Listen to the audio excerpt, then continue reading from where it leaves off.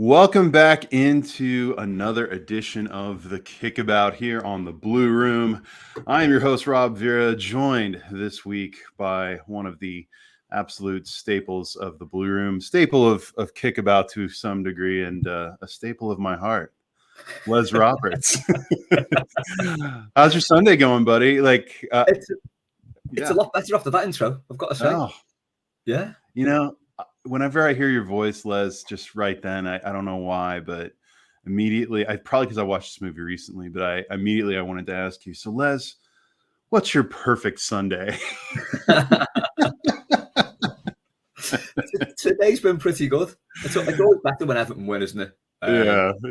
But yeah, woke up slightly fragile after going to see the Libertines in Liverpool last night. Yeah. We're gonna talk about that later. Yeah, for sure. We'll get into that. But took Joe to the gym, blew some cobwebs off, got some shopping in for tea tonight, and just doing this with you now. So couldn't be much better. Oh man, there's something nice about doing a Sunday pod like this with the time difference. By now, you've already kind of enjoyed most of your Sunday. You're probably even mentally having to kind of shift into the mode of Monday and work tomorrow and everything. And I've just woken up and I've got my coffee and I got a day full of football ahead, probably the NFL red zone probably for like at least 6 hours today. So yeah, nice, especially coming off the back of a win. Our annual away win, Les. I love the feeling the day after. It's like it is kind of like our Christmas is the first win of the calendar year, right? Was this the first road win of the calendar year? Is that what I heard correctly yesterday? First away win since Burnley in December 23. Wow, boy. So we own Burnley to be fair. So the thing with that is yesterday when we were doing post-match, I looked at when the corresponding Goodison fixture with Ipswich is, and it's May the 3rd. Now, when we beat Burnley away last season, we didn't win another game until we played Burnley at home in April, I think it was. We can't go on another run like that now.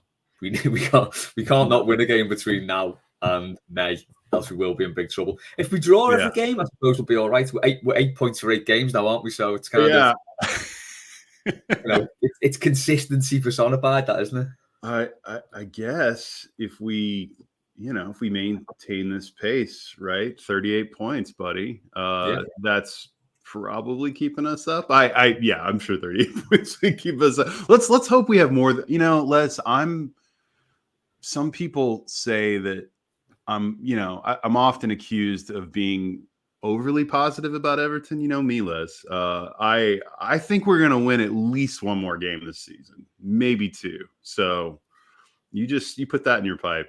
Yeah, I'm not sure about that level of positivity, but there's a long way to go. We could do. I know. Well, this is the typical reaction after when you don't win very often. I talk about this a lot, and I'm kind of removing the tongue from cheek here. But when you don't win a lot like us. It's amazing how much a win suddenly makes us feel like, well, look, we just took care of Ipswich. Now we've got a nice few games ahead. If we could win 2 or 3 of these next 4, as if we of all clubs are qualified to talk about a run of form like winning 3 games out of 4 or something. But we inevitably do it because there is no magic. There is no elixir that cures the memory of all that came before it, like a win, and B, another Michael Keane worldie being scored. What a goal, Les. I mean, and believe me, that no one, I don't take any pleasure in giving even the faintest of praise to Michael Keane, my sworn enemy. But I wanted to ask you, I want to start the Ipswich conversation with this, just from the standpoint that, like, I think, Les, you have been, for me, one of the more, I don't know, you're one of the smartest football minds I know. Let's just be real. And I think that one of the things that I've always admired about you is your ability to look at a player and say, that mediocre player ought to be playing a different position. I think you were on the Tom Davis bandwagon about moving him into a fullback position, which, by the way, I think one of the recurring themes seems to be moving midfielders to fullback. But definitely. James Garner, I still think James Garner is no one's going to convince me that he makes more of an impact as a midfielder. He just doesn't. He's a make that guy a right back and let's be done with it. But I think there were jokes before about because of the quality of Michael Keane's goals and the fact that a lot of times he was scoring them in the box and that he just seemed to have a real finishing knack, which, you know, some people can dismiss that idea of a finisher of like, oh, right place, right time guy, whatever. But, you know, I think Dominic Calvert-Lewin would kill to have that kind of consistency finishing, given he's the quote striker who does all the right things except score. Michael Keane has gone from this kind of half joke that we tell about, you know, that guy really ought to be a striker instead of a center half as just kind of a funny haha joke to yesterday, Les. And I'm being serious. And again, I'm being serious in the manner that I know nothing can change his history and nothing can change the fact that he's been a center half for his professional career. And he's going to be a center half, I suppose. But I'm telling you, you put some of these goals he's scored up against. If you integrated them into a highlight reel with Harry Kane, you would think that these goals belonged and that there was nothing about them that seemed out of place. I am convinced. This is my theory because, you know, I like to take the complexities and nuances of football and really simplify them, dumb them down, if you will, for me, the ugly American following this club and the sport, but.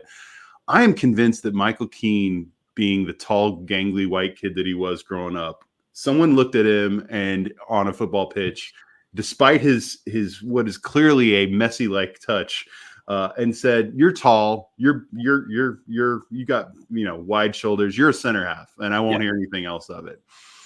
And it is really that nature versus nurture thing. I think he was born to be England's greatest goal scorer. I think there's a chance. I'm not saying I know that, but I'm saying that, are we sure that's not the case? I think that someone looked at him, said he was tall, and decided that he was a center half. And it wasn't really much more complicated than that. And I think that I don't mean Everton fans, because clearly if he'd been a striker, we would have never had Michael.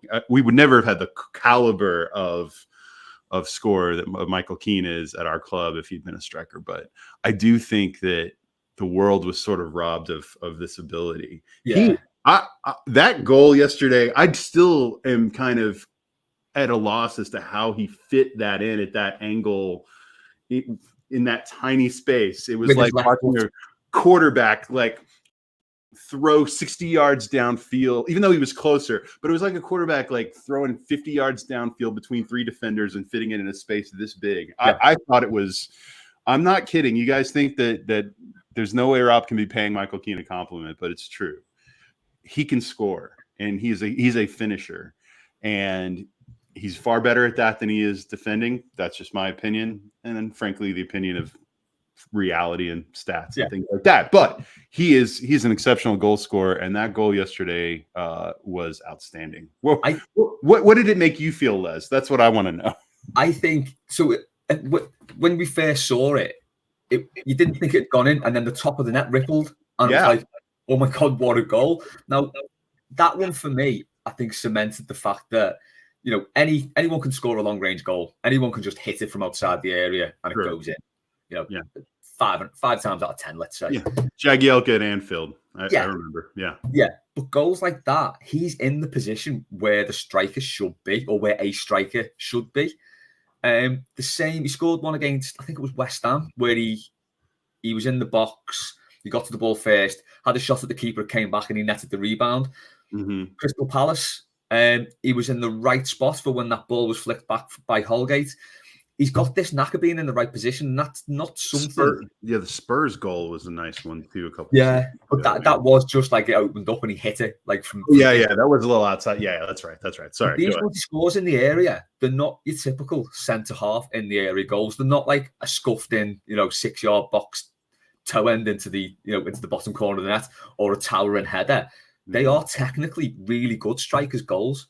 And just to go back to say sort of when he was a kid, and he was I don't know, he was in the sort of the Manchester leagues as a kid or something. What you usually find is when a player's really good and they're good enough to be a professional and they're going to go on that trajectory, no matter what their size or anything like that, they play up front because they're so good they can score from anywhere.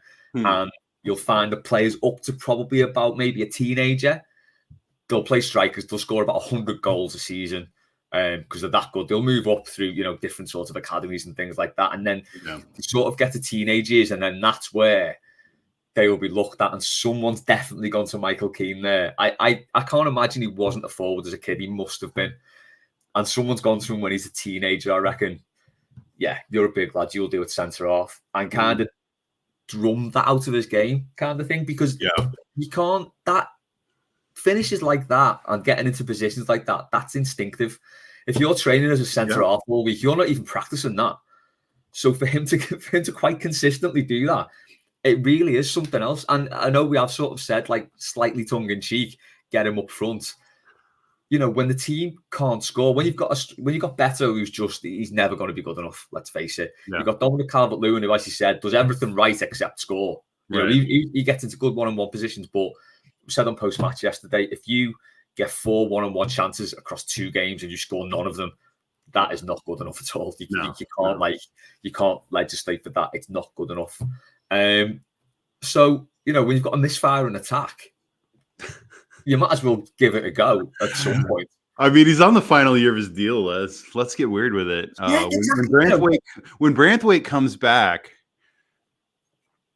look, I get that. Like, yesterday was a really good performance overall. At no point, even despite all of the history that preceded it, I actually felt very comfortable when we were up 2-0. Just Ipswich is god awful.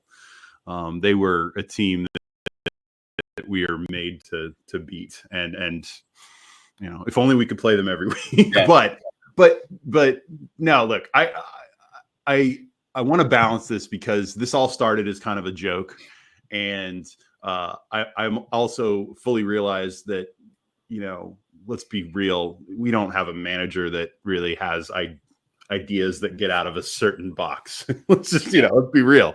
So I'm not really thinking anything like this will happen, but I do think that I will say I'm glad we are treating this subject with the seriousness it deserves, because I think that when you take someone, and this is maybe a broader philosophical thing, but when you take someone who has a gift and you try to kind of beat it out of them by saying, no, convention says you're this. I don't care what I'm seeing here. Convention says you're this. I wonder sometimes, is Michael Keane's kind of long history as a up and down confidence player, if you will, someone, does that reflect the idea that he's really just been playing out of position, and he has always in his heart known that he has no business being a center half, and that really his heart is in being a striker? For that second goal, there was the other thing too. I remember thinking yesterday too, I want to say there was a sequence before that involved a set piece, maybe a corner or whatever, and he was still pretty far up. And I remember the defense came back and he was still kind of far up there, and then whatever. And I just remembered his instincts, his heart, if you will, Les, are telling him, no, I know the man is telling me to get back. I know the man is telling me to get behind that holding midfield, to get behind Gay. But no, I need to stay. Something is telling me that I need to be up here. And it was like when I watched Robert Redford's The Natural, just watching a guy who had no business stepping up to the plate after all these years, and everyone had written him off or whatever, and then suddenly he had if you've never seen The Natural, by the way, great film. I've never seen it. It's good. Tremendous film. It's about a guy who it's about Robert Redford's character, who basically is this young hotshot baseball prospect in like the 1920s, I want to say. And he messes with the wrong guy's girl, or humiliates the wrong guy, or whatever. And long story short, he's this hotshot pitching prospect. He can throw 100 miles an hour. He can also hit the ball. He's like the next Babe Ruth, whatever. And then he gets shot.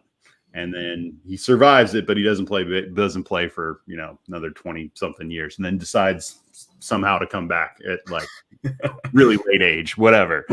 But my point being that like he had to discover what he still had this natural ability for it. It was like this godlike ability that he had.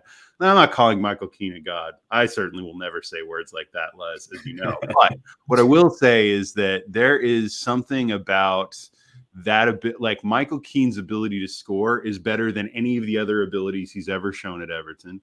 And I would also tell you that, and by the way, he's a pretty tidy passer a lot of the times as well. Like he is an attacking player. I don't know what to tell you, but what I will say is that to bring up the contrast with like Calvert-Lewin, for instance, I'm not as good at remembering the details and specifics of certain goals as like you are. I know Diash is great. He's got like a photographic memory for stuff like this. But what I will tell you is you take all the goals Calvert-Lewin has scored at Everton and you put that up against all the goals that Keane has scored at Everton. Now, clearly, Calvert-Lewin scored a lot more, but I will bet you if you were going to take all those goals and someone said to you, rank the top 5 best goals, I think Keane's got 4 out of 5 of those. Probably, I think his goals are better than pretty much like what's the best Calvert-Lewin goal from a technical perspective, and is it really?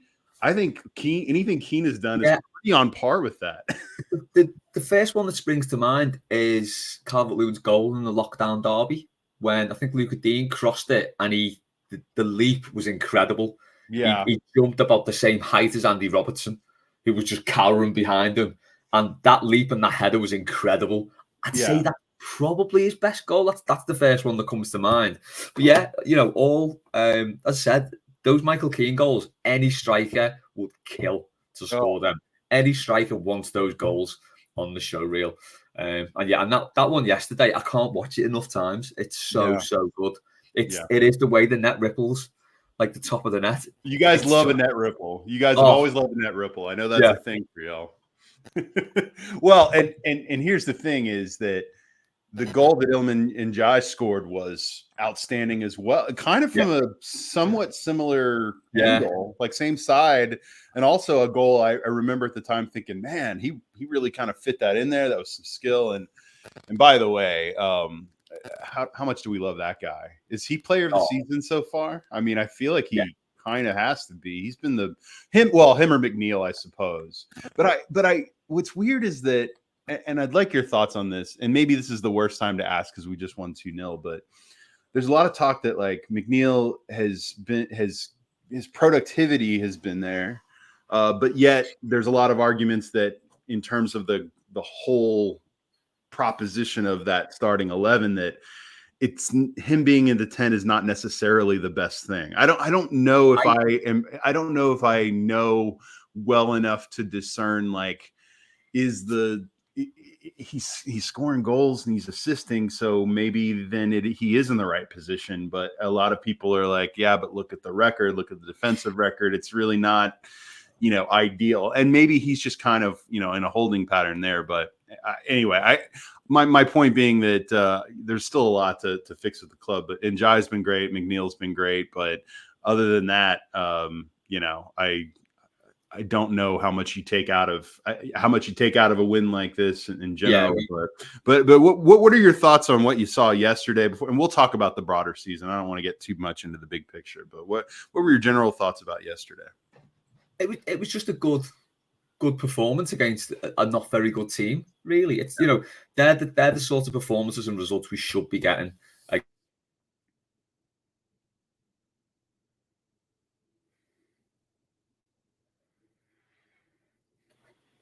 Oh, are you there? Sorry, cool. So they're the sort of performance we should be putting in, and we should be getting those results against those teams. That's not to say we've got any God-given right to do that, because we're not a good side ourselves, really. But I think we're better than the points suggest we are this season. I think we've underachieved, really, because I think this team is the best team we've had in a long time, in quite a few years. Yeah, I think with McNeil, it's a funny one because I come out of a game thinking he's not really done much or played too well. And then you look at the stats, and he's been involved in everything. And the stats never seem to marry up with what I've seen at the game. It's weird. I think it's because he's not the most dynamic player. Like if you look at Ndai, he's quick. He's got really quick feet. He'll turn a player.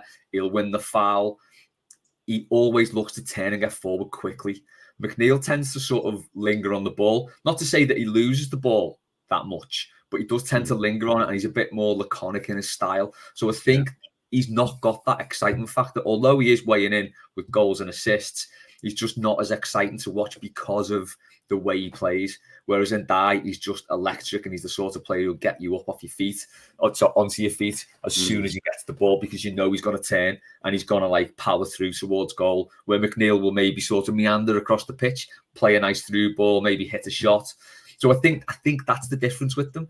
But you know, they've been our two best players this season. I was concerned about the notion of moving Njai off of the 10 and onto the wing, because I'd heard endlessly that was part of his downfall kind of last season. He's being played out of position. I mean, how often I don't know that we have a more frequent conversation than played out of position at Everton. At Everton, I feel like that's a constant thing with lots of players and across multiple squads and managers. But you know, he seems to be doing fine, and it also feels like you know, I've always kind of subscribed to this notion that sometimes we overthink the you know, do they play centrally, do they play on a wing? You know, when we're talking about forward players, attacking players, I'm always kind of like, look, if they're good and they can attract the attention of the defender, they're going to find a way to be productive, whether they're out on the wing or they're, you know, more central. I don't know that I would probably argue we just don't have the proper number 10 option even in this squad right now, and I think we're making do with what we can. But I mean, I think what are we now, Les? Are we on like is it 2 wins, 2 draws in the last 4, something like that? So I mean, look, I'm happy with 3 points. I really can't. There's nothing really to nitpick about this. About the performance overall. I suppose if you really wanted to squint, you could say that, you know, during the second half, we kind of allowed Ipswich to have a lot of the ball and get going again, but they didn't have their first shot on goal until 80 minutes, Les. I mean, it was as bad. It was as bad of an attacking plan as anything I've seen us do in the last several years. And, you know, I look at that table. On the one hand, we're like, we're in 16th and it's 8 points, eight matches, and let's be real, like it doesn't really change the fact like this is a bad football team with players that are collectively a below average proposition, what have you. But at least early on, looking at the table, I was a little leery coming to the season that there would be this like just giant group of crap, you know, behind us like we benefited from last season. There does still seem to be a good 4, you know, 3, 4, 5 even sides that I think we're so clearly better than, you know. I mean, again, I won't lie, Les, you give me 16th now, and I know nothing else about the rest of the season, and I would absolutely take it. But you know, I winning. I feel kind of odd getting too up about any of it, just because the season as a whole feels like a bit of a holding pattern. But hey, yesterday was a comfortable win, a good performance. We haven't won on the road in forever, and I don't know that I've got a lot more analysis about it. I think that Njai and you know, Keane's goals, those obviously stood out. I thought Decore was pretty good yesterday, in terms of not just like being a net negative who's giving away the ball a bunch. Thought Gay was pretty good.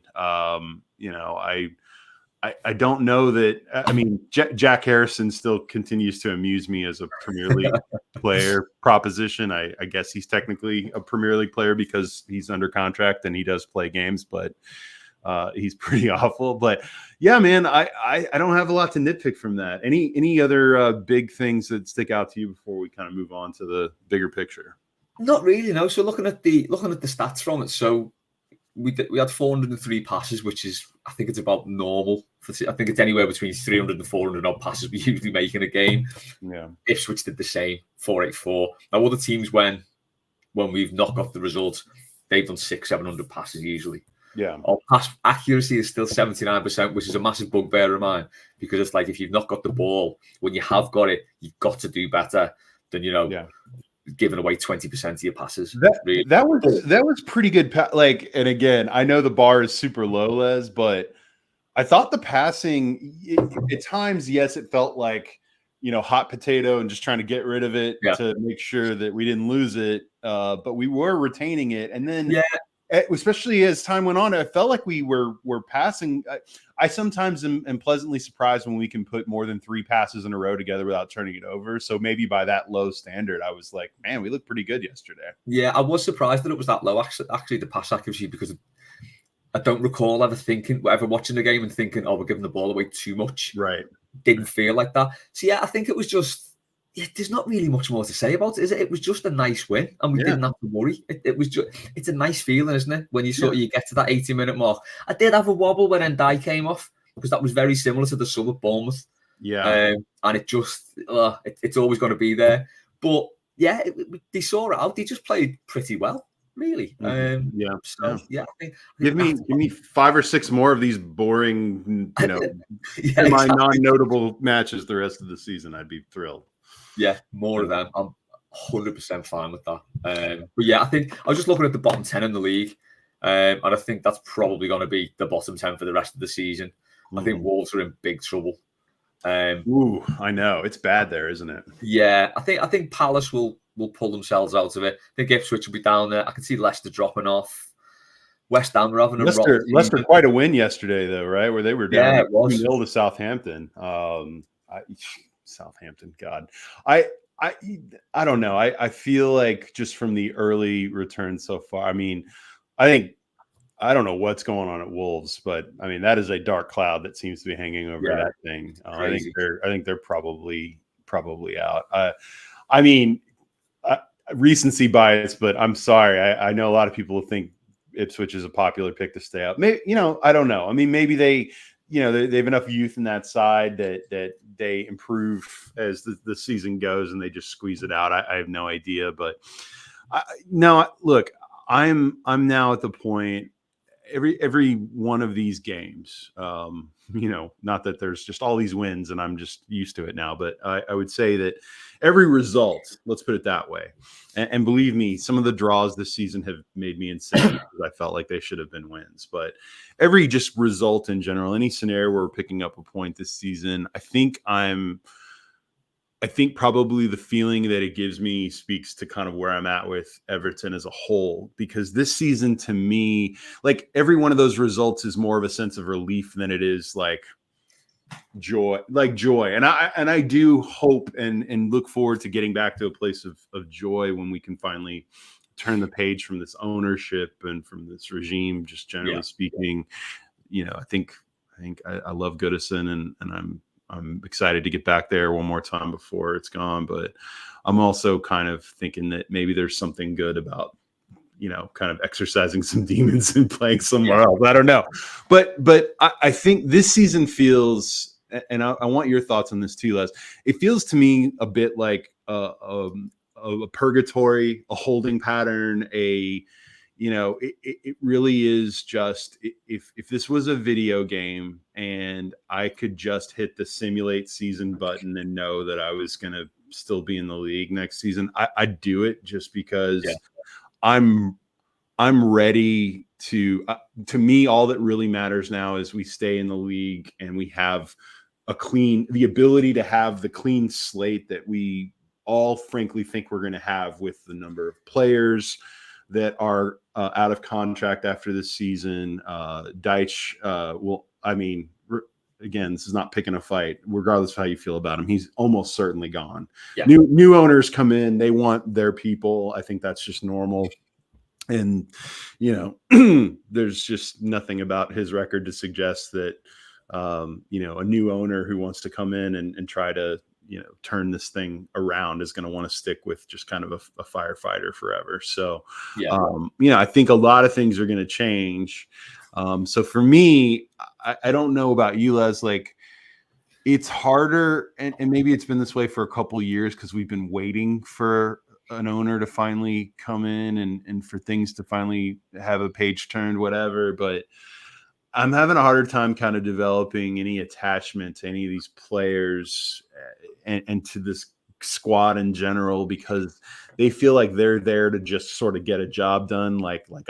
It's sort of like if you hired contractors to come to your house to renovate your bathroom, and God knows a project like that can last like 6 months. It's always there's cost overruns and it takes longer, and you see those guys every day and you get to know them, but you're not going to be buddies with them after the job's done. Once the job's done, you pay them their money and you say goodbye and you wish them your best, and we're not going to hang out and barbecue after that. That's just the way it is. So that's kind of how I feel about this Everton squad. Is there's no one. I'm having a hard time even saying like, man, like I love Njai. I think he's been a revelation and a real breath of fresh air to watch. But I also just feel like any of these guys are. There's any of these guys could be gone. Like Branthwaite. I love Branthwaite. I think he could be gone. I think he'll most likely be gone after this season. I love Jordan Pickford. I'd like to think he's maybe one that sticks around.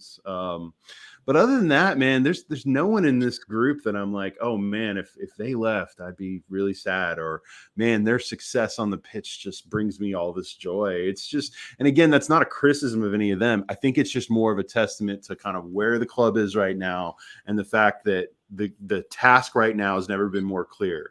Stay in the league so that the new owner and the new regime can take the baton into the brand new park, into the brand new stadium, and finally move forward from there. Is it more complicated than that, Les, or are you feeling differently? I completely agree. And just thinking about that, I think purgatory is a really good word for it. I think we've been in that state for the last 3 years. I think since Carlo Ancelotti was replaced by Benitez, I think the club has been in this sort of status of just stay in the league to get to the new ground. Now, when we got Benitez, I mean, I don't think anyone agreed with that, but I was well prepared to give him the benefit of the doubt. He was terrible. Then we got Lampard in, and I thought then, okay, let's just get to the end of the season and not get relegated. Then we can start again, go again in the summer. Then that all fell apart. And then with Dice, it was like, okay, let's just get to the end of this season and we can start again in the summer. And then suddenly it's the season before we actually move to the new stadium. And it's like, that's all we've been doing. We've just been existing for 3 seasons to get to the new stadium. When Ancelotti left, that was the end of any hope we had of being a decent football team. That was it for me. Yeah. And although I've been going season by season thinking, let's just get to the summer, this time, let's just get to the summer is the really tangible one. Because as you say, there's a lot of players out of contract, so we can get a lot of, I would say deadwood, but we get a lot of players we don't want, or we've been trying to flog, get them off the books. We've got new owners, we've got a new ground. Not many clubs, I think Matt said this on another pod, not many clubs get the chance of a reset like to that degree. Yeah. So this really is just get through this season. I don't really think anyone cares. It'd be nice to have a good season in our final season at Goodison. But I mean, I obviously can't speak for anyone but myself. But I'm not that bothered about leaving now. It'll be different come the last game of the season. It'll be dead emotional. But as things stand, I know my dad's the same as well. We're just a little bit tired of it and can't wait to get into the new ground and pretty much start again. And I think getting the new owners in is obviously key to that. So if they get this right, all this like rubbish we've been through for the last, let's just say 6 years, really. Yeah, it's felt long. It's been longer than 3. It's been pretty crap since Roberto Martinez's first season. If we're honest, it's been up and down. Remember how happy we were that first season, Roberto? Yeah. It was the happiest I can remember being with Everton. Maybe beyond my first season when they went to the Champions League. Yeah, but the lows have been massive lows in that time, and I don't think any generation of Everton fans have been through as much as this generation these last, let's say 6 years, because it has been so up and down. The highs haven't been very high, and they've been few and far between, but the lows have been like through the floor low. And we've finally got a chance now, if we get this right, to put all that behind us. And do you know what? If we do get this right, it will have been worth it. Yeah. Because to go through that struggle, if we just become a competitive Premier League club, and I'm talking just compete for European competition, not even the title, just nice, like do well in the cups, maybe win a cup. Maybe win a cup, finish in the top half. I'd be thrilled with that most years. Yeah, just become a functional football club. I think it will. You know, we will appreciate it so much more because of what we've been through. And that, you know, that's all we're asking really. So hopefully, you know, we do get through this season, we get to that new ground, and everything will be different. I mean, I'm really excited about that new ground now. Seeing some of the videos from inside it and stuff, it looks incredible. It's going to be so good. Yeah, no, I can't wait. Good. I think even down to the detailing outside, you know, in the floor tile. So there's a bit of the original dock wall that's been knocked down, and it sounds trivial, but it's just there's so much thought gone into it. So where the dock wall was against the water, the tiles where the water was, I think, are blue, and the tiles on the ground are just like, you know, the normal paving stone color. So just little details like that will just, you know, it makes a huge difference, and it's going to be like nothing any of us have ever experienced before. Wow. Yeah, I can't wait to see it. I'm kind of tentatively aiming for, I'm not breaking any news here, Gilles. I'm tentatively aiming for sometime in January to come over. And I think might as well have one more time to maybe get a chance to experience Goodison in an environment where I'm freezing my ass off, maybe. But yeah, that's the only way to do it, isn't it? Yeah, January or February, I'm kind of looking at those. But I definitely want to, as much as is possible. And I don't have a sense right now, Les, of how much of the site is still kind of closed, like the perimeter is closed off. I'm wondering how close can you get to the stadium right now and see some of those touches you're describing, or is it all still walled off with construction? I think it is. Yeah, I've not been down there. I know a few people who've been to have a look around and stuff. Yeah, but everything I've seen is just pictures people have taken. Yeah, I think the drone footage, things like that, that's all really good. Yeah, so I don't think you can get in there at the minute. Yeah. Well, not in, but even just around. Like, I just love to get a little close. I've been outside of basically that, you know, right along, you know, at Bramley Moor, where it was kind of fenced off, that gate that was, you know, kind of in between the wall where the crews go in. And I was like, if I could just get a little closer, I'd love to see it more. But no, look, the photos, I think we're just so used to operating in the default language of cynicism that I want to earnestly say, like, let's enjoy the birth of this new thing. Like, this is beautiful. Like, this stadium is it looks beautiful. I think it's a home that's worthy of our club and worthy of us, by all accounts. But really, look, we're going to have to, what it will be is still yet to be determined. I know this sounds a bit romantic, but I think that Goodison is greater than the sum of its parts. Its power as a stadium is in its history and the fans that make up the heartbeat of that thing, and the way that it sounds, and the feeling that opposing sides get in there. I think we have a chance to do that with this new place as well, but also to have a modern stadium where that's better for the business, to generate more revenue for the club. I mean, all those boring things that none of us want to think and talk about as much, hopefully, after this new ownership takes place. But I also just think there really is truly, I think it was one thing when it was just something you said and it was an idea, but when you see it in reality, to have a stadium like that right on the Mersey, I think it's potentially iconic. I can't wait. I want to be excited again, Les. I hope you can hear that in my voice. I'm tired. Man, I'm tired of feeling blah about Everton when I've spent most of my fandom feeling very passionately about them. Yeah. And the stadium is not a cure-all, but I do think, to your point, you made a really good point. Like, all these things have come together at once, you know, between the ownership change and I remember saying about the stadium back then that sort of in a Field of Dreams kind of way, if you build it, they will come. Like, I've always felt that you do what you have to do to get the stadium built, that being a Premier League club with a new stadium is going to be attractive to an owner with means at some point. It just has to be, because there's there's too much money in the Premier League not to attract it. But man, I'm excited about the stadium. I can't wait to go in for the first time. I think the one thing I think about it is, if this was another club, I would be so jealous of it. I'd be really like thinking, I wish that was us. Yeah. And I think there will be a lot of that from other fans, although they never admit it. I think a lot of fans will be thinking, my God, I wish this was us. But yeah, I think just going back to the sort of the identity and stuff, I think, you know, a lot of Everton's current identity, and I know we take the piss out of the Park end being really negative and things like that, but a lot of Everton's identity at the minute, it goes down to the Everton, the cynicism like you spoke of. A lot of that is Goodison's part of that. I think the whole thing with Goodison is, it's at its best when we've got our backs against the walls, when we're pretty much the underdogs, things are going against us. That's when Goodison's at its best, and the crowd get really angry and they get on top of everything. And it's sort of like, I think we need to leave that identity behind. I think we need to get into this new ground, get a new identity, be more positive, be more forward thinking. You know, the 80s team, it was brilliant. It was such a good team. That success was great. It was a tiny blip in history. Tiny. We need to stop talking about that so much. You know, revere those players by all means, but let's just stop constantly going back to that. We've not got much. You know, if you want to be brutally honest about our history, we've won a couple of trophies pretty much every decade until the 2000s. That was it. We've won a trophy. We won one in the 70s, which was the most tenuous, because we won the league in 69-70. So we won that in like the first year of the 70s, and then won nothing, although we came close a few times.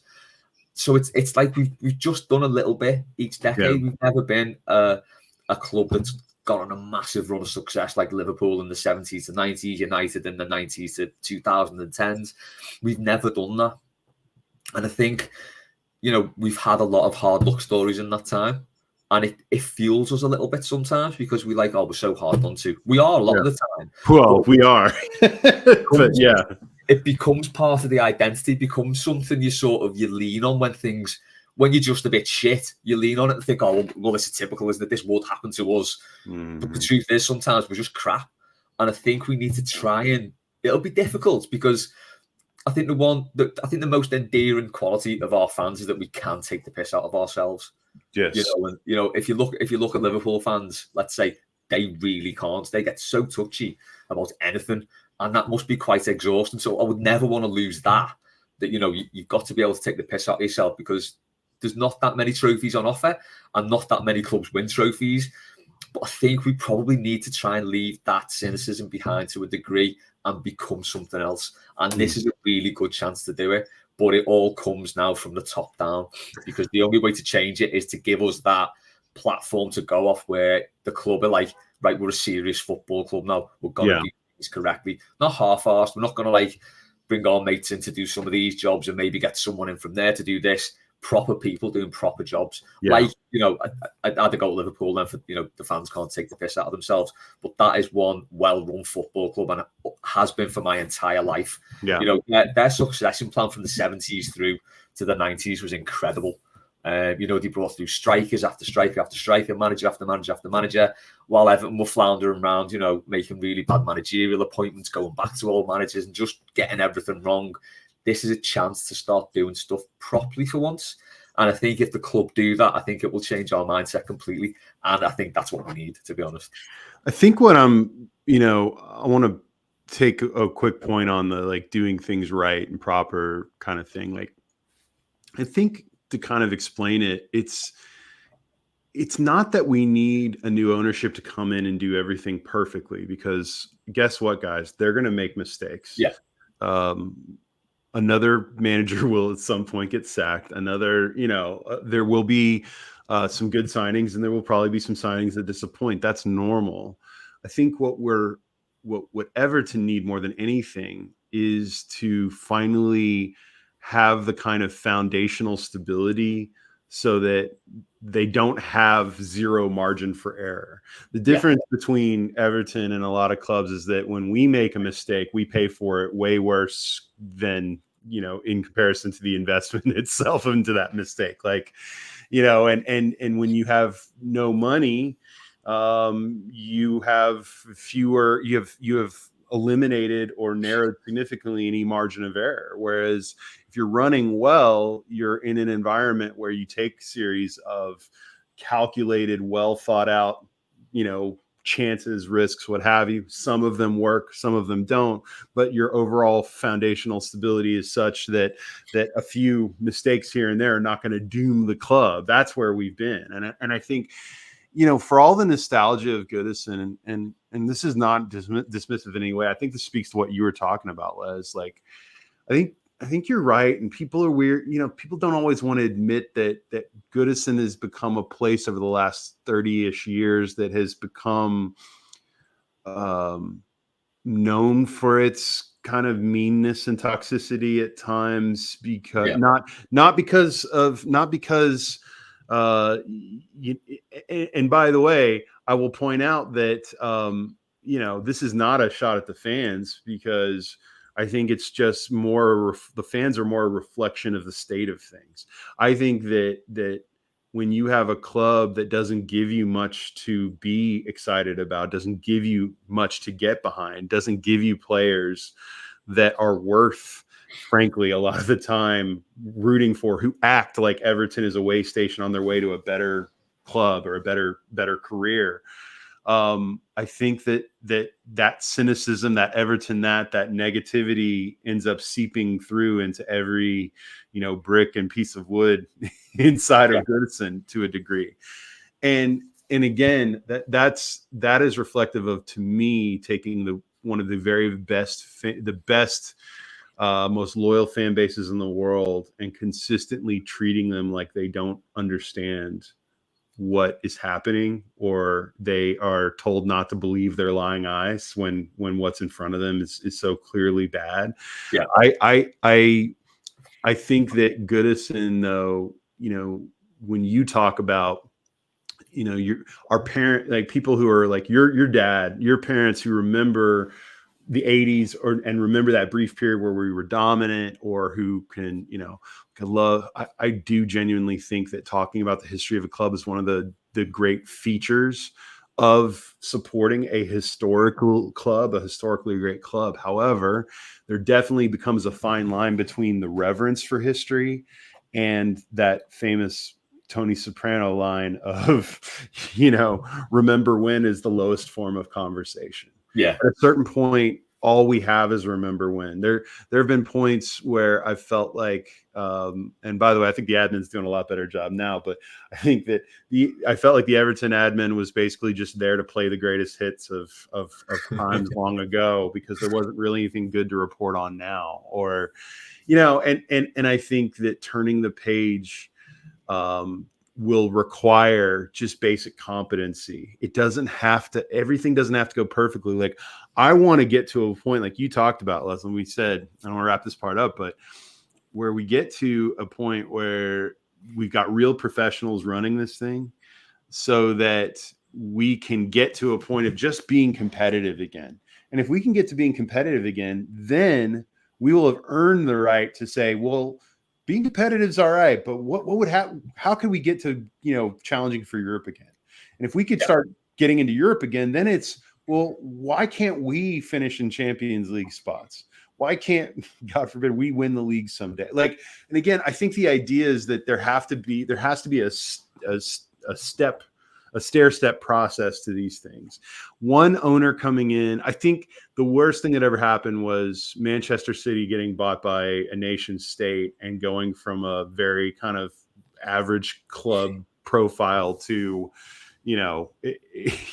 granted, they've done a lot of things right, but they've had every resource and they've been allowed to flagrantly. Well, I say they've done everything right. They've done everything effective to win, but of course they've cheated a lot too. And, the powers that be just kind of look the other way. But I would say that we have probably looked at that and Chelsea and Abramovich and whatever and thought, all we need is what Everton needs is a magic bullet to solve things. What we need is competency to come in to get us back to being, sound.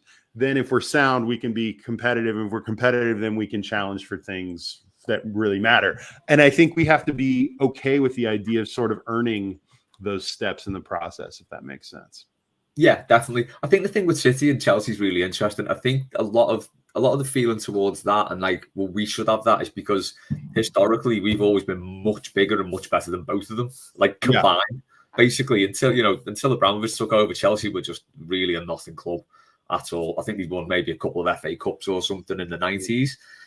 But historically, I think they'd won one league title. They were just not a nothing London club, really. I mean, fair play. They often get the piss taken out of them for having no history, but they've made their history in the last 20 years. Yeah, because they've won everything there is to win, and you can't deny them that. It's theirs. They've done it, and fair play. So they are now one of those sort of stratospheric clubs. Weirdly doing really well again this season, which surprised me, but that's another story. And City, I think they won the league in '68. I'm going to say something around then, and then didn't again. I don't think until 2012, whenever it was. So they were always like, I mean, no, that's a club who you can look at and say, yeah, they've been through worse shit than Everton, because they really, really have. If you look at like when they were in League One in the 90s, while United were the best team in the world, that must have really hurt. Thankfully, we've never been that bad. Yeah, I forget City were in League One not that long ago. So we've just been a nondescript Premier League club, while Liverpool have been dead good, or a nondescript top flight club, basically, which is way better than what Man City went through.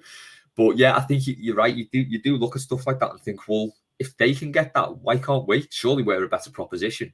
But to that point, I think you're right. It needs to. Yeah, I think. Not skip steps. We can't skip steps, Les. That's I think Terry Smith always says this on Twitter. Chris's dad. We need Terry. Yes. We need evolution, not revolution. I think, and I think that's right. I think that's the way to go about it, because I don't think we could do it any other way. Terry loathes my skepticism and cynicism about Everton at times. He doesn't like anyone's cynicism. He's told me off a few times too. I know he gets on me, but what I figured out is I immediately change the subject to Steely Dan, and then he wants to. Then we're good. We just talk about music. Pushing the right buttons. Speaking of transitions, the Kickabout is the Everton podcast where we talk about Everton for as long as we need to, and then we talk about something else.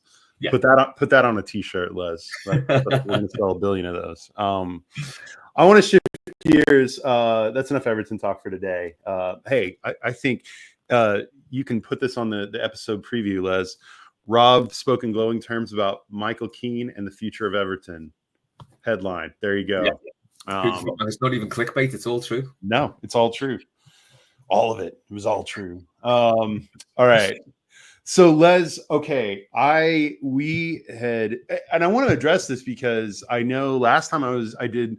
So this is kind of the semi-return of the Kickabout, and I took last year off just because I needed a break, and I'm back, and a lot of things are still the same. But we're right on the precipice of new ownership, and so I'm feeling good. And so the Kickabout is back, and I said after last week, or a couple weeks ago, after I did my return pod, that I was going to get Mark Mosey on to get one of the OGs back on.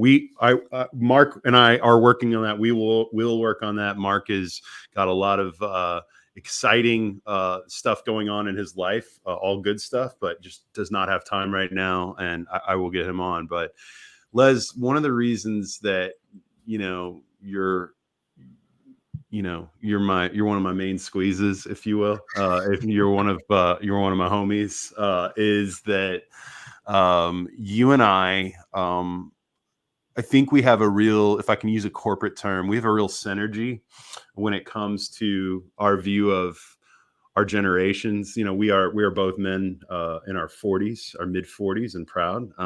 We are, as I have said many times, what is commonly referred to as part of the greatest generation, TM trademark.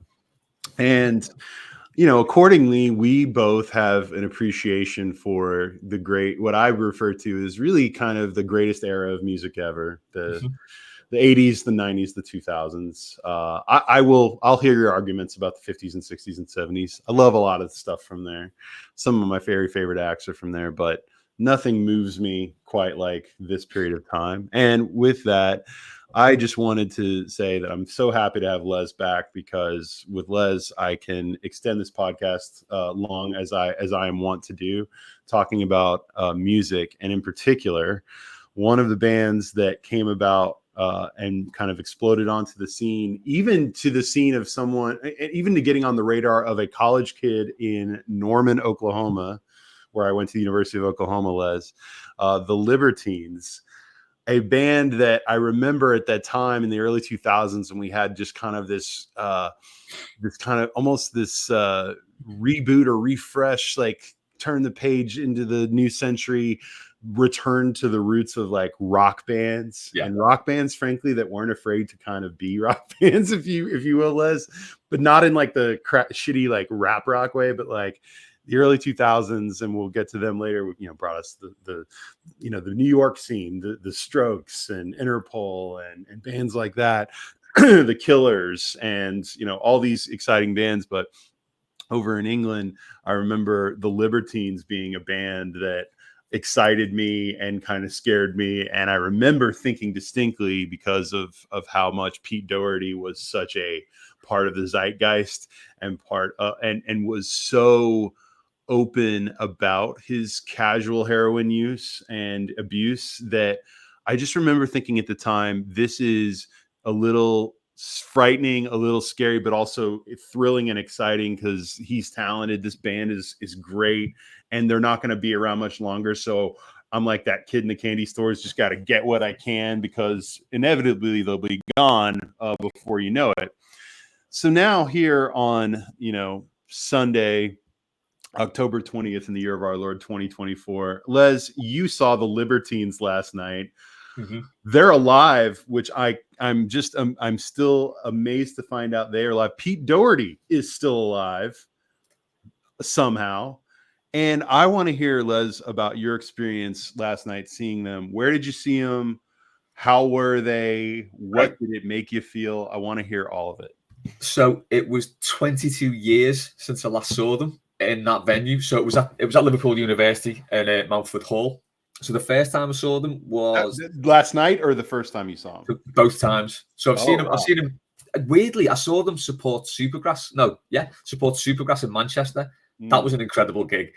But the first time I saw them was in Liverpool, in the university building, in a tiny, tiny room with about 100 people in there. It was on the sort of, I think it was before Up the Bracket was out. I think I just bought Up the Bracket single with Boys in the Band, and I think Boys in the Band was the B side or the double A side. So it was exciting, because I'd read a lot about them in the NME, which the New Musical Express, for anyone who doesn't know, it's a music paper over here. Yeah, and they were really.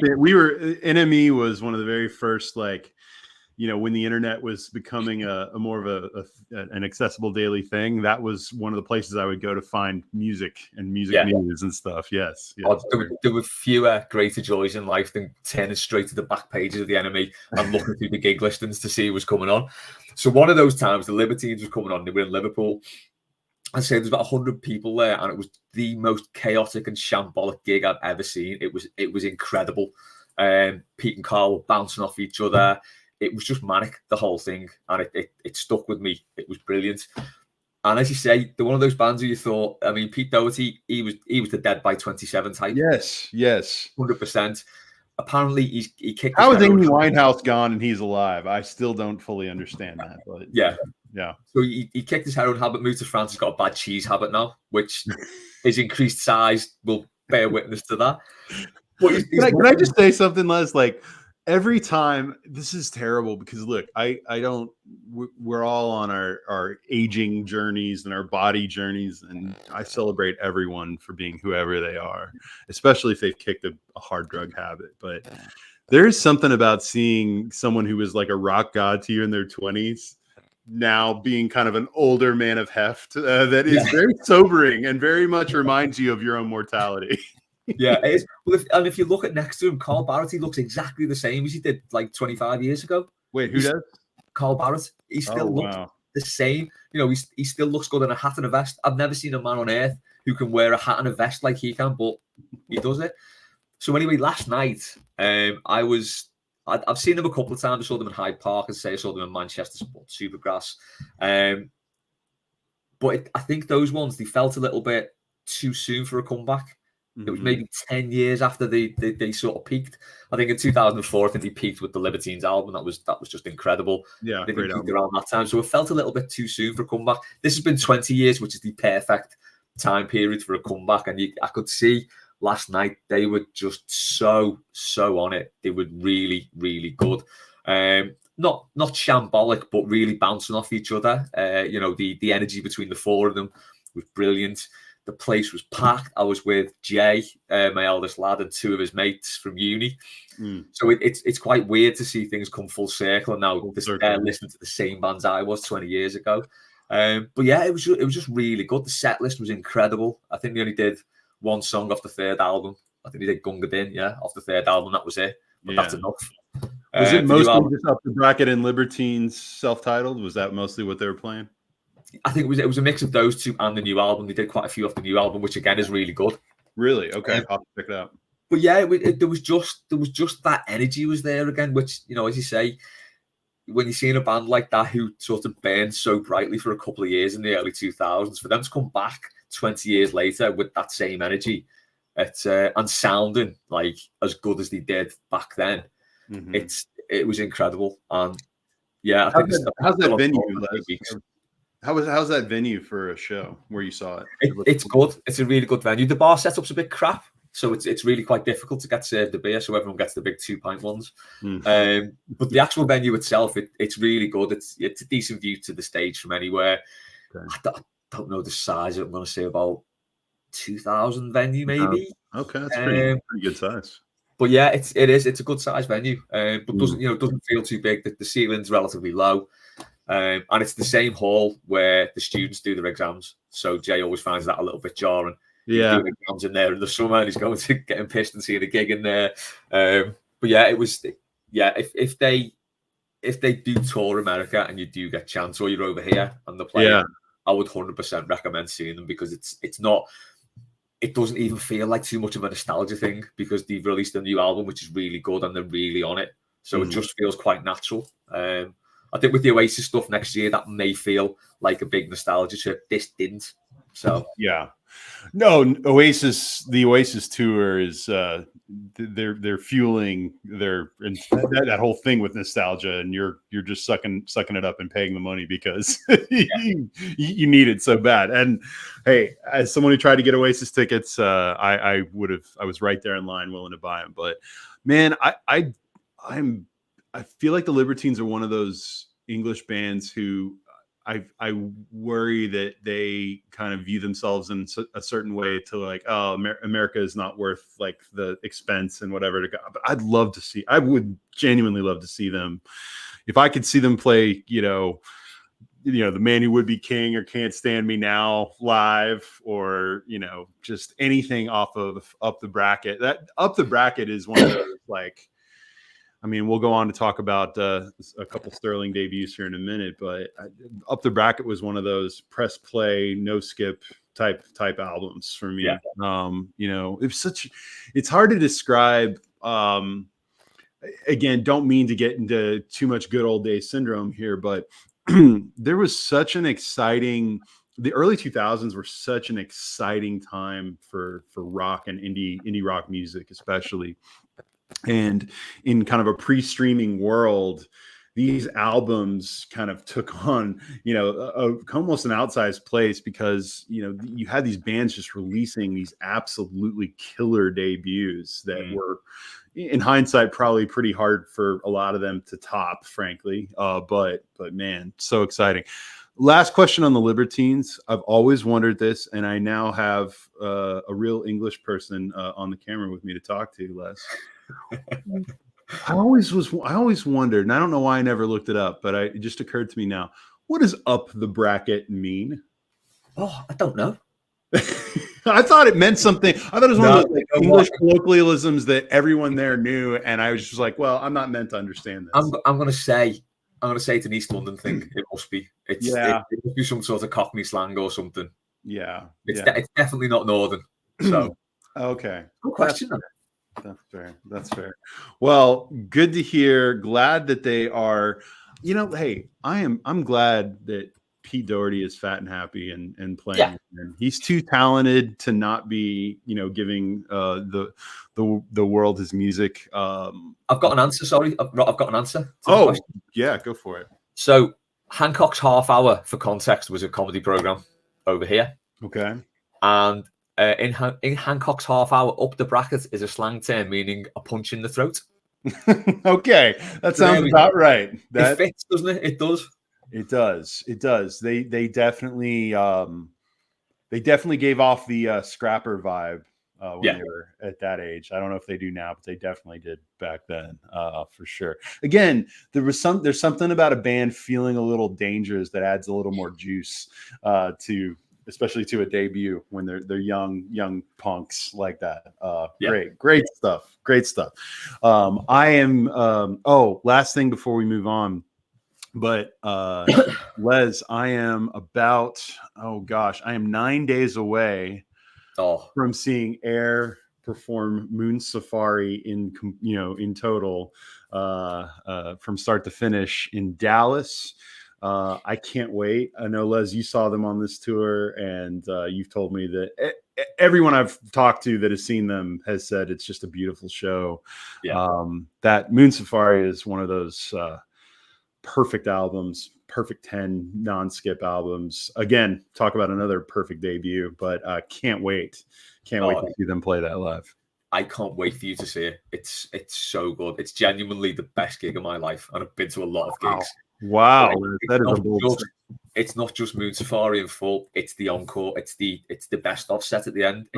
It's a perfect set. It's so good. Can't wait. Yeah. Okay. Well, we will definitely circle back around and we will discuss that. Okay. Last thing I wanted to do, I'm very excited about this. Les, if you're going to be a regular, here's the deal.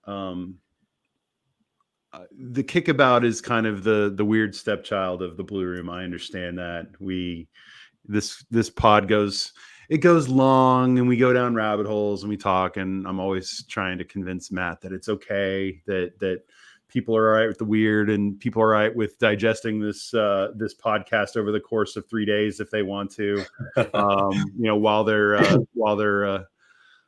in the bog, if you will. That's fine. I don't care about that. I'm just doing this for fun. But one of the best things about having the great Les Roberts on the show today is that Les and I can share our love of music together. And in particular, I think it is our duty as the kind of flag bearers, the standard bearers, if you will, of the greatest generation, Les, for us to recommend great albums to our audience, many of whom, like many who support Everton are too young to remember, some of the great stuff and, the great albums, the great music and bands, whatever, or they know who they are, but they know them kind of vaguely through cool dads like Les, or maybe they know them through TikTok videos where this revolutionary band called Nirvana just suddenly played and they're like, what is this?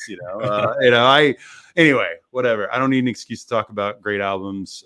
If I'm going to have I now have a record collection that is almost, and this is a problem, Les, I'm going to start getting rid of some of these pretty soon. I got about 900 albums in my record collection now. It's getting obscene. But if I'm going to have them, I'm going to talk about them on a podcast like this. So we will now premiere a brand new segment called the Greatest Generation Record Corner with Les and Rob. I am your host, Rob, along with my co-host, Les. The marching orders for this segment today where I just told Les, I'm like, look, just pick an album that you want to make a quick case for as to why you loved it, why it was great. And I think the only kind of basic parameters I had were 80s, 90s, 2000s. Just pick something you love. Les and I are about the same age. I figured, can't go wrong with this. And what was amazing is that we independently of one another, because I told him when I brought him this idea, all right, I know which album I want to talk about because I've been listening to it this week for the first time, kind of all the way through in a long time. And I just love this album. And I chose one of the very best debuts of the early 2000s from a Manchester-ish, Manchester adjacent band in Doves. And in particular, and I'll show it to you guys, Lost Souls, which is an absolutely fantastic album. And Les, and we'll get to this in a second, picked, ironically, one of the great American rock debuts of that same period that we just alluded to, Is This It by The Strokes. Now, for some of our audience, you will see this and be like, what is that album cover? Because you guys definitely got the cooler Is This It album cover over there with the shapely, lovely woman with the black pleather glove or whatever it is she's wearing. Yeah. I have no idea what it means, but I love it. Also don't know what this means. We'll talk about the differences here in a second, but Les, very excited to talk about this with you. So I'm going to start basically with my quick pitch on this this album, and then I want you to talk about The Strokes. But all right, guys, Dove's Lost Souls, guys, is I don't know. I know that they made an album, kind of came back after a long hiatus and made an album and then proceeded to break up again. But man, Doves was like nothing quite like, not really like anything that I had heard at that point for me. And what was so interesting about Doves is that the sound of this band, and in particular on Lost Souls, it's kind of like this dreamy, ethereal kind of sound. It's a little bit psych and a little bit rock, but it's always like super ambitious. Like they make the sound from an instrumental talent perspective that is far bigger than the three people who are actually in the band. Yeah. Also, I love a really good rock band with two lead singers, especially when there's only three people in the band. I always wonder, how does the third guy feel about not getting to sing? But love Lost Souls. Some of the, in particular, some of the tracks, and guys, all of you have some streaming or YouTube access, so go check it out. But, in particular, like there's a lot of songs that I love on this album. I love Here It Comes. I love Fire Sweet, the first couple tracks.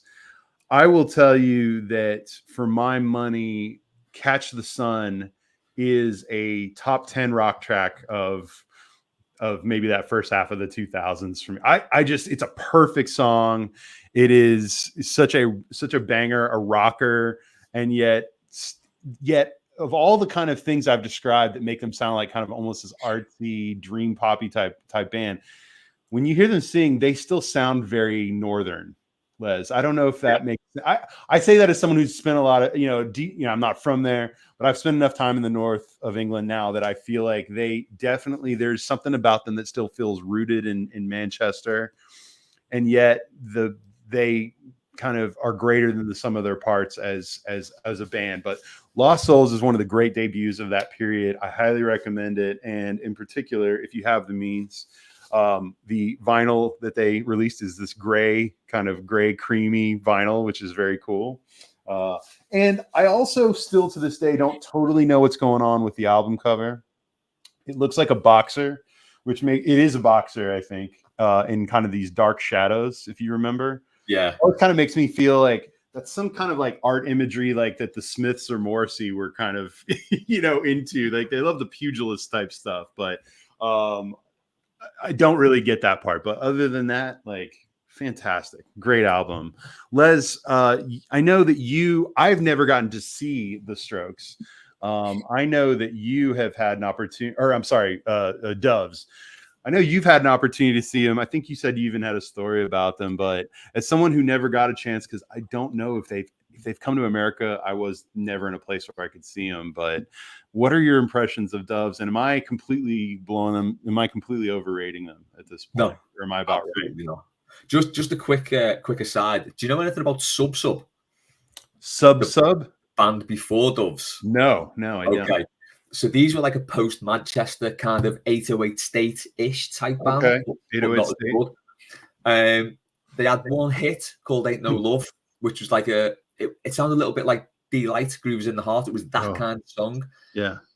The last song on the album that they did, I think it was early mid-90s, is called Past, and it's a really chilled, nice electronic record that kind of leads into what they would become with Doves, because the rest of the album doesn't sound anything like it. So for them to go from that to Doves by the end of the decade was quite surprising when you knew where they come from.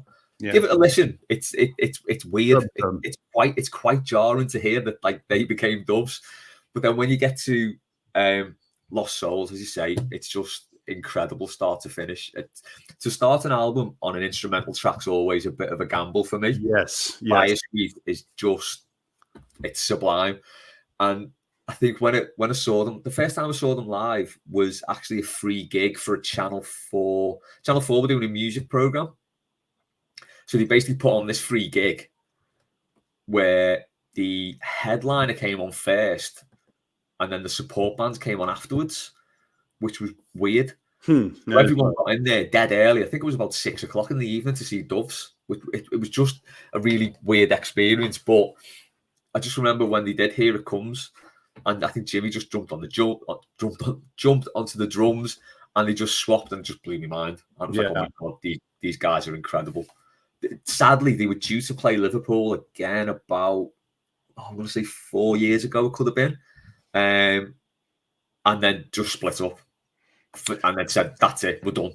Yeah. And it was, I think it was about 6 months before the gig. So the tickets had been on sale for about 6 months, had tickets for it, and they split up, and it was gutting. It was so disappointing. There's nothing quite like you see in music, especially with bands, where there is this recurring theme of people who just for whatever reason can't stand each other for extended periods of time, but yet when they do get together, they make magic.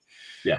I mean, again, not as extreme an example, but there was a well-publicized onstage dust up recently with Jane's Addiction on their reunion tour, and it's where Perry Farrell and Dave Navarro got no fist fight on stage, and I was just thinking, they had to play together again for a while just to remember how much they really hated each other. And the thing with Doves, I loved their 2020 album, The Universal Want. It sounded like they'd never been gone. It was fantastic, but then they're gone again, and then they're just, and maybe they're one of those bands that will just kind of get back together when they feel like they've got something to say. But Lost Souls, I think the thing about Lost Souls is that coming off of coming into a decade, and we talked about this at the top where you had all of these super exciting early 2000s rock bands.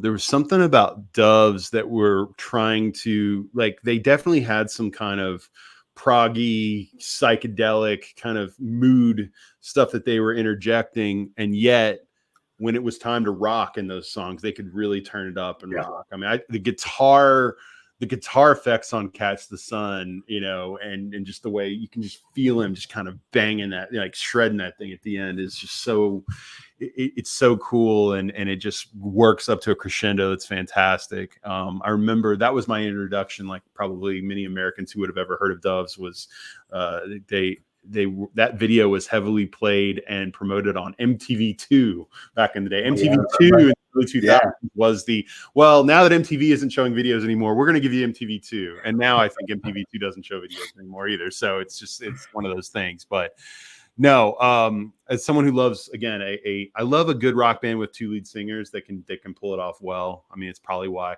mean, the Beatles are the obvious example, but it's why I love the Cars. I love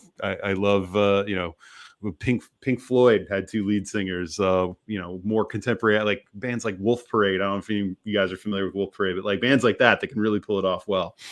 Really love. Okay, Les, I have talked about Doves. Go check it out, guys. Look, if you need, as we get into these cooler months, you need this like moody 2000s rock music. And let me tell you, Lost Souls by Doves, great place to start. Just on that, it is a great album for this time of year. I think it's really, definitely.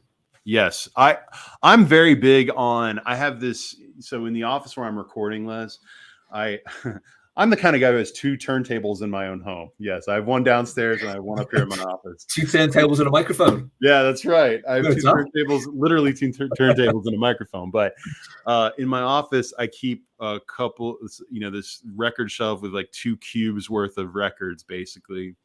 and I'm always changing them out based on the weather outside of the season. We're definitely moving into the as it gets cold. We're definitely moving into the cold late 70s, early 80s, as well as early 2000s kind of moody music. There will be your Joy Division and your Cure and your Depeche Mode, but there will also be lots of Interpol, and frankly, probably one of my favorite English bands of the 2000s so far, The Horrors, who are also a band that started out kind of one way, and it's like this almost kind of a joke band that we're doing. Like the albums were like almost like a Nine Inch Nails. The first album was sort of like almost the Marilyn Manson Nine Inch Nails aesthetic. Yeah. And now I'm telling you, go listen to Primary Colors, their second album. You put me on that a while ago. The shift is incredible, isn't it? It's like they decided to like, okay, we were joking on that first album. Now we're going to basically remake Unknown Pleasures Part 2 is kind of what that Primary Colors sounded like. But their fifth album is just called 5. Go check out The Horrors 5. That is their best album, and it's absolutely outstanding. All right, Les, you picked even more of a way more. Like I love Dove's Lost Soul. Great album for me. You picked a stone cold American rock classic, The Strokes. Is This It? Les, tell me, because I'm always fascinated by the American band that really catches on over there. Mm-hmm. I still don't know that I fully get the you guys love the Killers in a way that I don't think like we possibly can. Like, and I think Americans like the Killers, but I think y'all like, Mr. Brightside has played it every way. Every graduation, but that's an aside. How did the Strokes catch on so well with you guys? What was it about them? But this album, what did it mean to you? Because I remember where I was when I first heard this album. That's the kind of effect that it had on me. I don't want to exaggerate, but I think the Strokes saved music in the early 2000s. Okay. So we were basically in this sort of post Britpop hangover. So we'd had the big party in the 90s. Everything was shifting to more like acoustic music. So you had bands who I couldn't stand, like Star Sailor, Touring Breaks. I just found them just dreary. And that was the way everything was going. Again, like I said before, Enemy played a massive part. Travis was kind of Taylor-ish to me, but they were becoming like big bands, and it was just a bit boring. And it was kind of the Coldplay era had begun, right? Yeah, Coldplay. Although I do love Parachutes. I think that's an incredible album as well. It's a good album. But it was sort of, so as I said, like I read The Enemy religiously, like, a lot of people around that age did. Yeah. And they had this thing called the new, what was it? The NAMM, the New Acoustic Movement. This was the great big thing. They'd make up a new scene every week, an Enemy. But this New Acoustic Movement felt like it was going to like take hold. And things were getting a bit dreary. And then the Strokes came through, and again, Enemy were all over them. So they signed to Rough Trade over here. Enemy were just constantly featuring them because they were there was an exoticness about them because they were from New York. They were like some 70s throwback. They dressed in skinny jeans. No one was wearing skinny jeans at the time. Converse, weirdly, nobody was wearing Converse at the time. The look was just unreal. It oozed cool, didn't it? It just, everything about them. I was like, I was in my early 20s when that album came out. Yeah, like 2022 or something like that. If I could have invented a debut rock album and a band that I would want to be in, that would be coolest shit and get chicks, and be in New York of all places, and the Strokes felt but it felt effortless, and it did not feel contrived. It just felt like this was a moment, and they were there to. I know you say it's a hyperbole about saving rock, but like in America, we were kind of in a late '90s malaise of rap rock, Limp Bizkit. I have a more of a softness for now, but like butt rock, like, and a lot of boy band stuff. We were really into the into the NSYNC era at that point. This album came out and it just sort of blew everything open, and then it sort of paved the way for the Libertines, let's say, to come through. It really did sort of open the doors to all that. Obviously, you got some really bad acts at the end of like that sort of stretch, sort of around 2005. It had run its course, really. Imitators. There's always imitators. Yeah. But it just, and it's 31 minutes long, the album, I think. So when I first saw them, I think the album came out on the August bank holiday Monday. And I think I saw them about a week later. The gig had been put off because Fab, the drummer, had broke his hand. He was due to play in April before the album was out. He broke his hand. They stayed at the same venue amazingly because the hype was like reaching fever pitch at this point. But they stayed at the same venue, which was about 500 capacity. And they just played the album in full. And it was just the most incredible thing I'd seen. Wow. I know I said that about the Libertines, but it was the same sort of feeling because we were second row, right in front. What year was this, Les, when you saw them? 2001. It was August 2001. See, you saw them when the fever was there. Yeah, the album was literally just been released over here. And they were just incredible. They just played it at breakneck speed. Which, if I've got one criticism of the album, actually listening to it back, it's not as fast as I remember. I think so. If you listen to like the Modern Age EP, and I think Last Night's on that as well, the tracks are a lot more raw and a lot quicker. There's a lot more energy. I think a little bit of the energy went out to the final cut of the album. Still incredible, but listening back, that's something I noticed. It wasn't as fast as I remember. It is interesting. I didn't see them live until 2013. Speaking of, you're talking about Pete Doherty rounding into shape. Julian Casablancas is certainly rounded into shape to a degree as well. He's a big fella, isn't he? Still, yeah, but he's still wearing those. You got the hair and still wearing those sunglasses and leather jacket. He still looks cool, but he's a total weirdo, like a lot of frontmen are. But like I do notice live they'll play a little faster than in the album. But see, sometimes I bake into that live bands, like rock bands, will play their songs faster than you hear them on the studio album. But I like the pace. I mean, I think that It Is a perfect album. And I actually think that you had to slow it down a half beat to really, yes, you may sacrifice a little of the energy, but I think you need to capture how just kind of organically perfect that sound and those lyrics really are.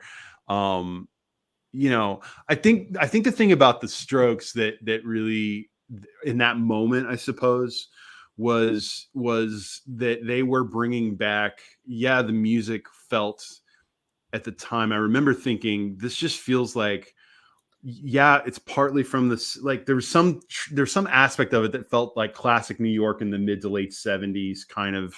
The band they get compared to a lot is Television, which there's some of that. Television is also in a lot of ways a very different band, but the kind of the similar aesthetic. But there was something about the Strokes in that the music felt timeless. And by the way, I listened to it last night in preparation for this, and I just remember thinking, wow, it's 20 years later and this still feels thoroughly modern and yet timeless. And it could have been released in the 70s or in 2001 or now and would work. It just would work. It's the same thing that people say about, like Joy Division's Unknown Pleasures. It still sounds like something could be released today and would that sound thoroughly modern. But, the thing about them, though, was that they had this additional element, like you touched on, the style part of it. There was something about they sounded great and they were young and they were good looking dudes who were cool and it was effortless. And there's something about like arrogant assuredness, if you will, of young talent that makes people, feel a certain way, especially when you pull it off. Now, if you can't pull it off, then you just look like, a total jerk off, right? But and I'm sure at times they've probably veered into that a little bit, but at the time, I just remember the first time, and again, we want to talk about this part.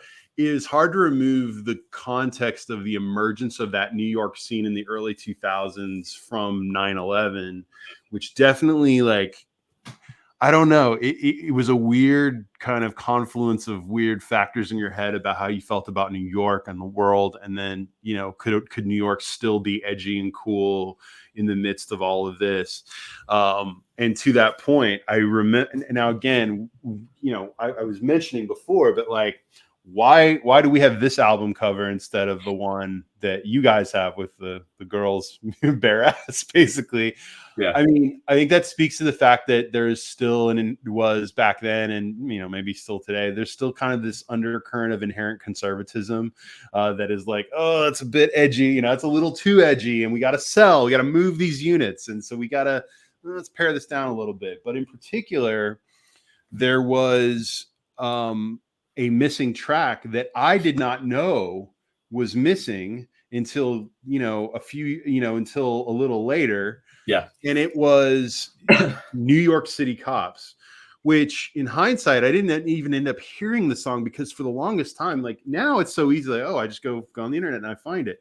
Back then, when a decision was made to keep a track off of an album, finding that track was not so easy in the year 2001. Yeah. I didn't find New York City Cops until a few years later. And I think I heard it on somebody had like a crappy MP3 of it that he probably got on Napster or something like that. But it's such a killer song. It's one of maybe the 3 or 4 best songs on a perfect album. Definitely. The song that replaced it was called When It Started on the American version, which is that the second album. No.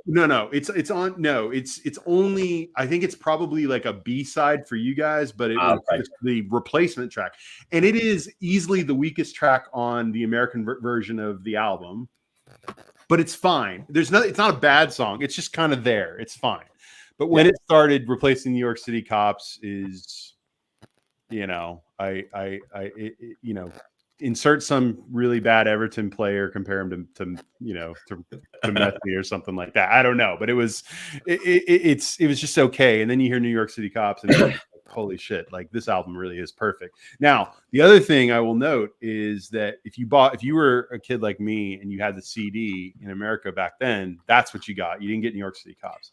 Years later, when I bought the record, I assumed because the album cover was the same as the American version, that I was going to get the American track listing, but When It Started is not on there, but New York City Cops is on there. And for any background, I imagine this is somewhat self-explanatory, but the reason they took New York City Cops off of that album is because the chorus is New York City Cops, they ain't too smart, making fun of New York City Cops right at the height of 9/11. Like the timing was just weird. Obviously, they made the song and recorded it and released the album like before 9/11 happened. But then when 9/11 happened, there just was nothing.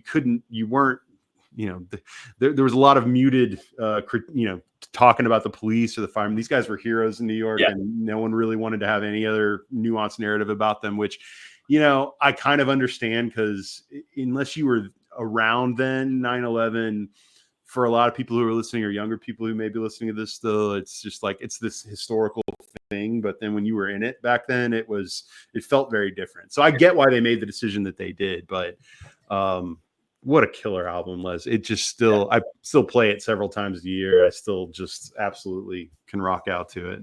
Yeah, that's the one thing that stuck out to me, because I knew that it had been taken off the album. I remember at the time when I saw the American artwork, I felt really sorry for the American audience, because me too, right? I don't understand that cover at all. It's just not them. Art, yeah, it's just there. Yeah, for me. But yeah, if you look at it, that sort of 3-song run, Last Night, Hard to Explain, in New York City Cops, that's incredible, and that's what really stuck out to me listening to it again. It's like that is an impeccable 3-track run on any album. My favorite, yes. First of all, to me, I remember at the time thinking this was the best debut album. And again, I was just thinking in broad strokes at the time, but I just remember when you bought a CD back then, you really listened to it. You didn't have this giant library of music that you were constantly shuffling to and just kind of randomly hitting up. And so when it came to the Strokes, I remember listening to that CD the first time thinking, this is the best start to finish debut I've heard since Weezer's Blue Album. And again, Weezer's Blue Album for American teenagers of my age was just also a revelation, also just a huge rocker. And you think about Weezer now, and if that feels kind of like Weezer were cool. Yeah, I'm like, yes, Weezer were super cool, and that was an amazing album. But The Strokes was perfect start to finish. My two favorite songs on the album, and I think they're all incredible, are the side B opener, which is Alone Together, which is a killer song. And then to me, the other thing about this album that's great, I love an album that really has a rollicking finish. And Take It or Leave It is one of the most kick-ass songs they will ever make. And it is the perfect album closer. It is just a hard charging, it ends on a guitar, a guitar riff that is as cool as anything you've ever heard. And in particular, and kind of going back to the iconography of this whole thing, you can't separate your memory of the Strokes and the Is This It / Room on Fire early 2000s era without thinking about their live appearances here. If you guys want to go down and maybe, I don't know if we can put I don't know, Les, can we ever put links in our description of the episode or whatever? Yeah. 2 YouTube links that I recommend. One is them performing Take It or Leave It on David Letterman in 2001, I want to say. One of the still kind of regarded here as one of the great live Letterman performances, because David Letterman used to have and the late night shows here would always have some just absolutely great, great live performances. That one was great. And you just felt, to your point, like, God, these guys are cool. And this is so kick-ass and it sounded great. And then the other YouTube rabbit hole to go down to is MTV2, the aforementioned MTV2 in its glory days, had this special for the Strokes called the $2 Bill Show. Like, you can Google the Strokes $2 Bill live, $2 Bill Show concert, whatever. And basically it was recorded right at the height of Is This It in New York. And literally all the audience that lined up for that show only had to pay $2 to get into the show. That was why it was called the $2 Show or whatever. And man, they just play, I want to say they play, this may have been around Room on Fire, Les, because I think they played tracks from both albums on this. And dude, that is peak Strokes. They look great. Yeah. And the camera work is kind of this fuzzy, kind of blurry, a little blurry, but it feels like you're watching a broadcast from the 70s. It's really kind of bizarre, but it's a great watch. I can't recommend it. It looks like the video for Last Night. A little bit. Oh no, yeah, I know the one. Yeah. I think you can find the whole concert on there. But you got the Strokes and lights at the back. Yeah. Oh yeah, that looks incredible. Totally worth watching. So anyway, I'll put links into that. But yeah, it was just an album that just like blew everything else apart and just opened everything back up. But as you say, straddling sort of 9/11 was a huge thing for the band. I've read like subsequently that they were on the biggest high you could be on, having done so well in the UK. Everyone was banging into them. They released the album, and then just before they were about to release it in America, that happened. It just changed the whole outlook of everything. It changed the mood and the tenor around things, but it didn't hurt it. It just made it different.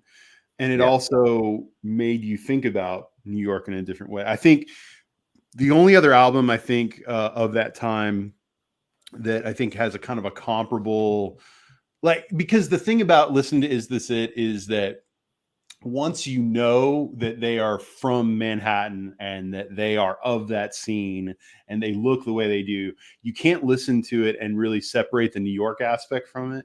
The only other album and band kind of like that at that period was with a debut that was just sublime is Turn on the Bright Lights by Interpol. Their debut. That is New York to its core, and also feels, and I think that came out in 2002, but it definitely feels of its 9/11 time. It's hard to describe, but it's also a kick-ass album.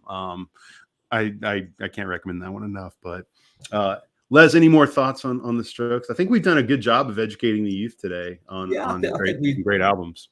I think we've covered all the bases there, definitely. All right. Well, hour and 38 minutes, man, that feels like classic vintage Kickabout. Yeah. Matt's, got it right. I already feel bad for anyone who's going to have to,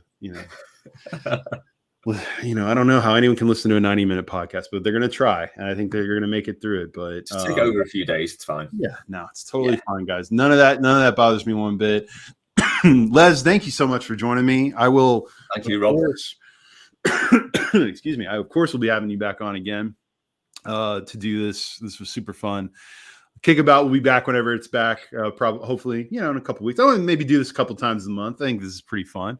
And guys, if you're enjoying Kickabout, or if you have questions or comments or thoughts, let me know, and I will either love your feedback or I will dismiss it out of hand and not worry about it too much. You know, this is just a fun little art project for me. But for Les Roberts, I'm Rob Vera. Thank you for listening to Kickabout. Thank you for listening to the Blue Room. Of course, coming up this week, probably even on the same day, I hope I'm not creating too much traffic for Matt. We're going to have the Everton byline. I think we're going to have weekly, subs weekly, all the usual hits. We've got a win to talk about. I mean, it doesn't get much better than that. So I'll see you guys next time for more Kickabout. Take care.